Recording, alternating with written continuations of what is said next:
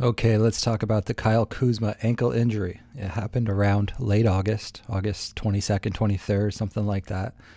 And we get reports that Lakers fear ankle injury, which is really a foot injury, could hold Kyle Kuzma back at the start of training camp. So that's bad, bad news for the Lakers and Kyle Kuzma. And, these injuries are misreported all the time. So given that they're saying it's at least a 5 and possibly 6 week injury, that means it could very easily be a possibly 7 or 8 week injury. So what kind of injury are we really dealing with?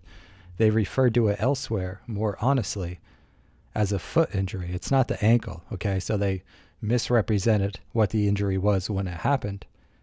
And looking at the evidence and the timeline, it appears that it's some kind of stress reaction or even a stress fracture in his foot that they simply called an ankle injury so it didn't sound as bad and as worrisome.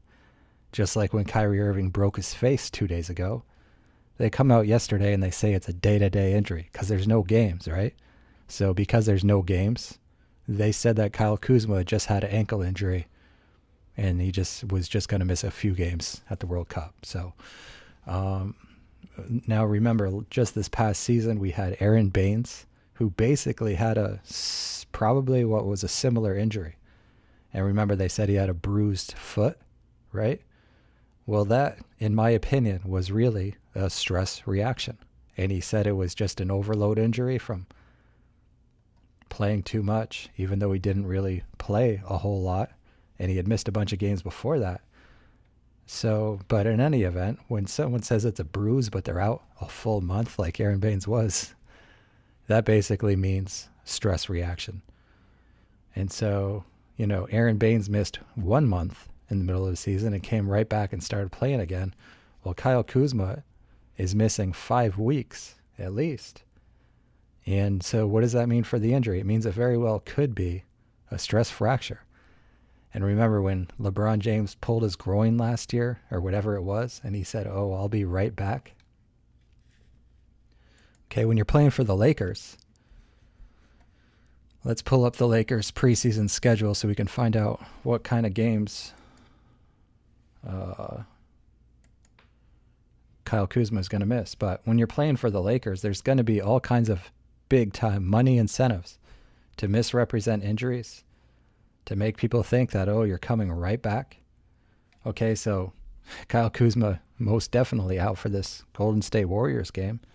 Look, tickets as low as $124. So they had every reason to misrepresent this injury when you're talking about ticket sales for $124 nosebleeds for the preseason. Of course, that's at Golden State in the new arena.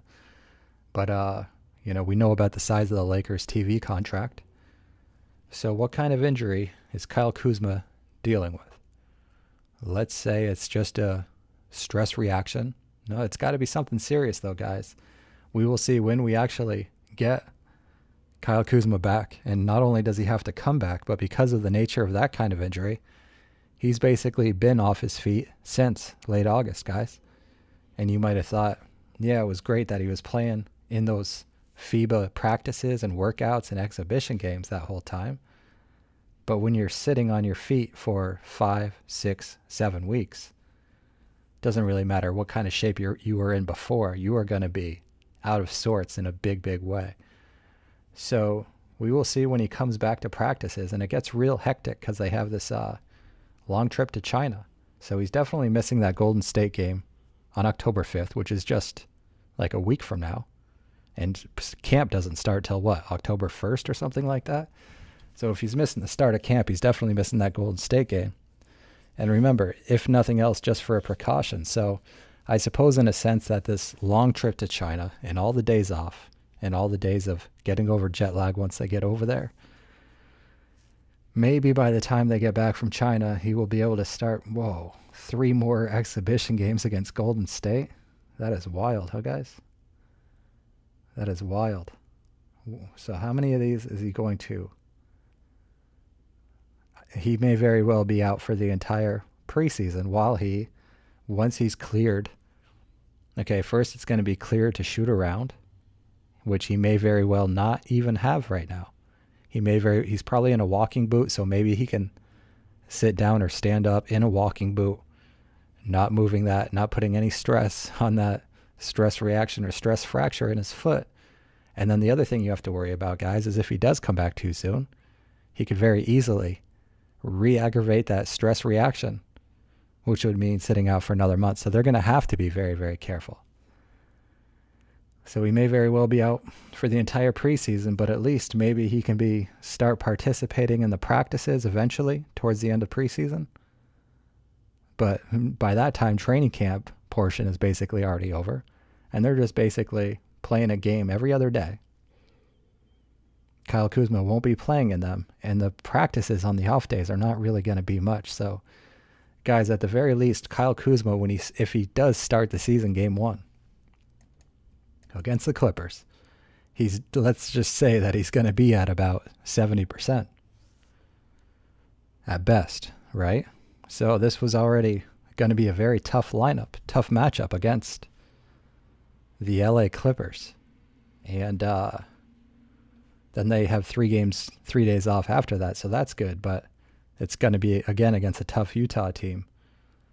So if Kyle Kuzma is limited, and with the way they tell us, you can never be sure. He may very well miss the first week of the season or something like that. If this is a full-blown stress fracture, they're going to be very, very cautious because he is absolutely essential to their season plans as the so-called third star.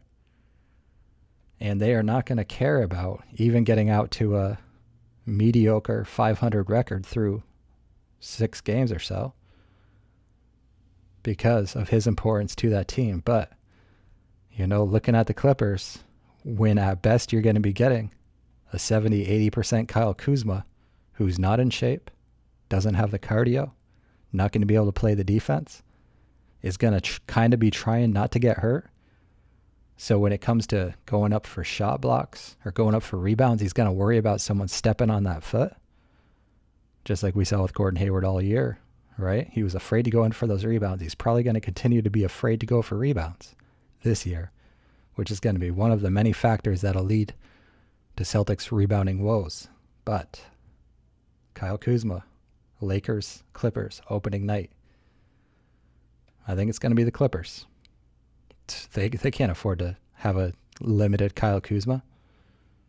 He's one of their only legit NBA players on the entire team. All right, guys, let me know what you think. I'll see you soon. Peace.